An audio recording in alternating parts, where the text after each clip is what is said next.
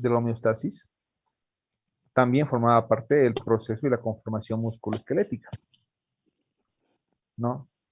Esta, esta conformación, esta conformación nos permitía, por ejemplo, que el organismo se desplace correctamente. Cuando hablamos, por ejemplo, de aplomos, cuando hablamos de aplomos, estamos hablando, por ejemplo, de una distribución correcta o la postura correcta tanto de los miembros anteriores como miembros posteriores. Ustedes van a ver que esta distribución y esta conformación de aplomos es muy importante desde los perros cuando entramos a concurso o desde lo que son las vacas, por ejemplo, cuando entran a procesos reproductivos, servicios y propios concursos o ferias en exposiciones. Entonces, es importante la distribución correcta y la estructura y la conformación adecuada de la parte ósea asociada a la parte muscular, ¿ya? Entonces, también va a soportar, lo que habíamos dicho, va a ser un soporte, perdón, a un conjunto de órganos, ¿no?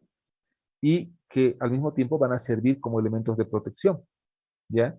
Ustedes, por ejemplo, van a ver de que en el caso de los machos tienen una estructura llamada, por ejemplo, escroto, que es parte de la estructura muscular, perdón, parte de la estructura anatómica, pero que tiene una conformación muscular independiente, increíble y que regula la temperatura del testículo. Fíjense, o sea, nada está por si acaso, todo se ha creado con un fin, todo tiene una función. Bueno. Y el sistema inmunitario, ¿no? Que además lo que yo les decía eso, ¿no? Cuando teníamos, por ejemplo, cuando había una falla en la compensación, ¿se acuerdan? Desencadenaba automáticamente ¿qué? ¿Qué desencadenaba una falla en la compensación? Una enfermedad. Correcto, una enfermedad, así es. Castro, ¿no? Castro Carla.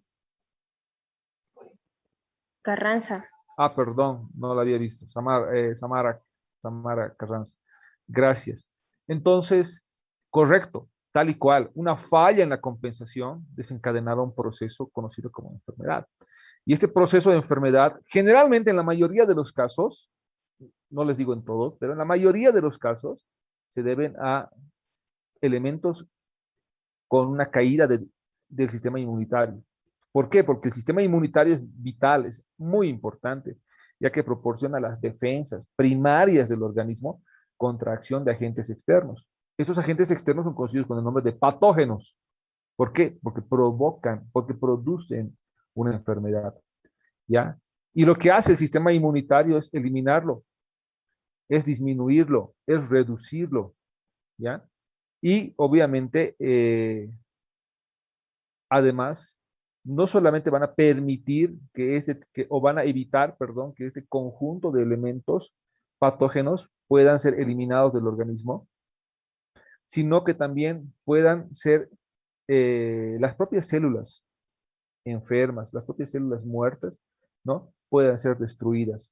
¿Para qué? Para que fomenten o haya un proceso de regeneración adecuada, ¿ya? Entonces es muy importante, por favor, tomar en cuenta que el sistema inmunitario llega a ser quizás el elemento más importante del proceso de control de enfermedades y que forma parte de esta, de este elemento llamado homeostasis y de la coordinación de la misma. ¿Está bien? Estamos hablando de células de defensa, estamos hablando de monocitos, estamos hablando de neutrófilos como el principal elemento, estamos hablando de basófilos, eosinófilos, ¿no? Que ustedes obviamente lo conocen y que lo vamos a ir hablando a medida que van pasando las clases. Y obviamente el aparato cardiovascular, ya que la sangre va a recoger, va a ser la encargada, la responsable de recoger el oxígeno de los pulmones, ¿ya? Y obviamente los nutrientes en el intestino, gracias a un proceso llamado absorción, y los va a hacer llegar hasta distintos tejidos mientras recoge nuevamente los productos de desecho para poder expulsarlos, ¿no? Para poder expulsarlos, ¿no? Y esto gracias a una coordinación con una estructura llamada, obviamente, eh, glomerulorenal, ¿ya? O nefrona, que llega a ser la parte macro de esa estructura renal. Entonces, la sangre llega a tener un papel importante en la comunicación entre células y en el propio proceso de la defensa del organismo. ¿Por qué? Porque mediante la sangre se van a distribuir, va a ser el medio de transporte de los agentes de defensa para luchar contra agentes eh, externos o que estén provocando lesiones o una determinada alteración del proceso fisiológico. Muy bien. ¿Y cuáles son los mecanismos de control?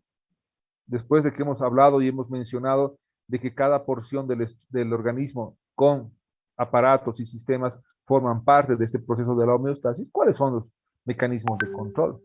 ¿No? Entonces, por ejemplo, la homeostasis del cuerpo se ve continuamente alterada. La homeostasis del cuerpo se ve continuamente acechada todo el tiempo. Y algunas de las alteraciones, ojo, provienen del medio externo. ¿Ya? Provienen del medio externo. ¿Qué quiere decir? Fuera del organismo. Pueden ser agresiones físicas, puede ser el calor intenso, por ejemplo, en un verano, pasa esto en el Beni, pasa en Santa Cruz, pasa en Villamontes, por ejemplo, para aquellos que conocen la región de Tarija, ¿ya? Y esto obviamente son elementos que pueden actuar como agresiones físicas, ¿no? También. Y que puede alterar la falta de oxígeno, ¿no? Para una determinada, por ejemplo, carrera o para una determinada actividad, ¿ya? Eh, entonces eso es muy importante. Fíjense, cada animal, cada animal tiene un nicho ecológico, ¿ya? Cada animal tiene un lugar donde se desenvuelve correctamente y vive en armonía. Entonces, no podemos alterar ese organismo, esa homeostasis, llevándolo a zonas donde no ocurre esa famosa adaptación. Porque cuando hablamos de bienestar animal, cuando hablamos de funcionamiento correcto del organismo, estamos hablando de adaptación, ¿no? Es como querer llevar, por ejemplo, un Bos indicus al altiplano o llevar una llama, por ejemplo, al Beni. ¿Está bien? Entonces, también existen otras alteraciones que se originan en el medio ambiente interno, ¿no? Que es la parte interna, obviamente, del cuerpo. Por ejemplo, la disminución de la glucemia es un ejemplo claro.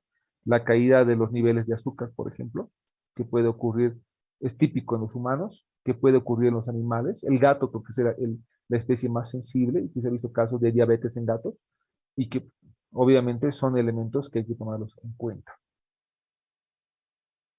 Entonces, tenemos un control local y un control reflejo. ¿Qué quiere decir? Que en el caso del control local, las señales autocrinas y paracrinas son las responsables de los sistemas de control más simples. Autocrinas y paracrinas. Estamos hablando de secreción hormonal. ¿Está bien? Secreción hormonal. En el control local, ojo, una célula o tejido detecta un cambio en su entorno inmediato y responde. Fíjese, así de interesante es el proceso fisiológico. Y la respuesta se va a restringir a la región donde tuvo lugar el cambio. Lo que pasa con las famosas piometras, por ejemplo, las famosas endometritis, que hay lesiones a nivel de la mucosa uterina, y que reaccionan a agentes de defensa en forma inmediata en la zona. ¿Ya? También tenemos un control reflejo.